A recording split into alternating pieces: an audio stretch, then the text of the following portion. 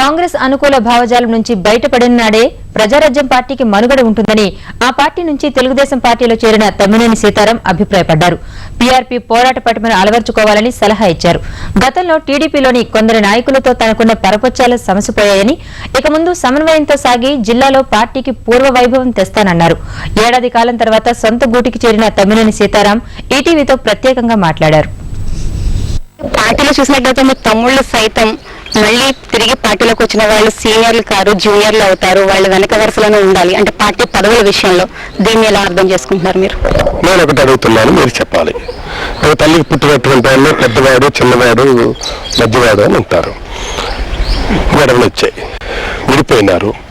విడిపోయిన తర్వాత అమ్మ దగ్గరికి వచ్చేపటికి అందరూ ఒకటే కదా.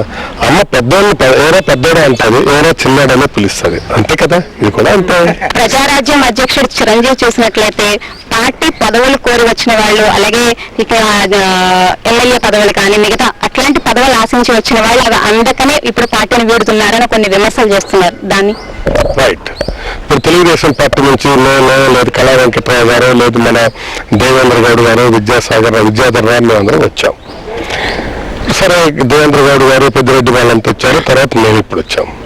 నా గురించి బాగుంది, ఆ పార్టీ నుంచి వచ్చారు, పదవులు పొందలేదు, వెళ్ళిపోతున్నారు అన్నటువంటిదని నేను వారిని అడుగుతున్నాను. నేను ఈ పార్టీ ఫౌండర్స్, ముఖ్యులు ఉన్నారు, ఆర్కిటెక్ట్స్, పార్టీ డిజైనర్స్ అయినటువంటి ఈనాడు మిత్రా గారు వెళ్ళిపోయారు.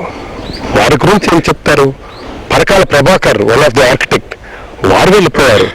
వారు దేని గురించి వెళ్ళిపోయినారు? అట్లాగే ఆంజనేయ రెడ్డి గారు, పెద్ద మనిషి, ఎంతో కమిటెడ్గా వచ్చారు, వారు వెళ్ళిపోయారు. వారి గురించి ఏం చెప్తారు? అట్లాగే వినయ్, డాక్టర్ వినయ్, ఆయన వృత్తిని వెనుకపెట్టి ఆయన ఇందులోకి వచ్చారు, వారు వెళ్ళిపోయారు. వారి గురించి ఏం చెప్తారు? ఆ పార్టీకి ఒక మాటతో చెప్పాలంటే గాడ్ ఫాదర్ శివశంకర్ గారు, వారు దూరంగా పోయినారు. వారి గురించి ఏం చెప్తారు? ఓకే, మనం మేమంటే దీంట్లో ఉన్నాం. ఏమన్నా ఒక రాజకీయ పార్టీ కానీ, ఒక రాజకీయ నాయకుడు కానీ నాకు ఆ భరోసా, కాన్ఫిడెన్స్ కావాలి. నేను వేదిక మీద నిలబడి నేను ఫైట్ చేయగలను, ఎస్ అనే నమ్మకం కావాలి. ఆ నమ్మకాన్ని ఇవ్వాల్సినటువంటి బాధ్యత ఈనాడు ప్రజారాజ్యం పార్టీలో ఉన్నటువంటి సామాన్య కార్యకర్త దగ్గర నుంచి నాయకుడికి కూడా ఇవ్వాల్సినటువంటి అవసరం ఉంది. నేను ఇప్పుడు వారికి ఇది చెప్తున్నటువంటిది విమర్శ కింద తీసుకోకూడదు, అది అడ్వైజ్ కింద తీసుకోవాలి. ఈ పార్టీని పోరాట పట్టుకుని తేండి.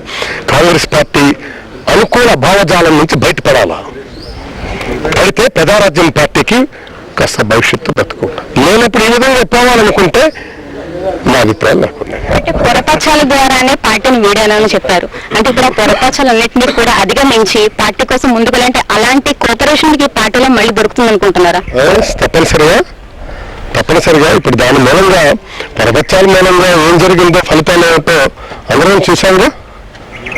కాబట్టి అలాంటి ఫలితాలు మళ్ళీ రాకూడదు అనుకునేటప్పుడు ఆ పొరపక్షాలను అధిగమించి మంచి సమన్వయంతో పార్టీని ముందుకు నడిపించినప్పుడు విజ్ఞత కలిగినటువంటి వాళ్ళు అవుతాం. కాబట్టి ఆ పరిస్థితిలో మంచి కోఆర్డినేషన్, పాజిటివ్ థింకింగ్తో ముందుకు వెళ్ళాలన్నటువంటి నా ఆలోచన. తప్పనిసరిగా we will deal with it, we will separate the things, we will go ahead for victory.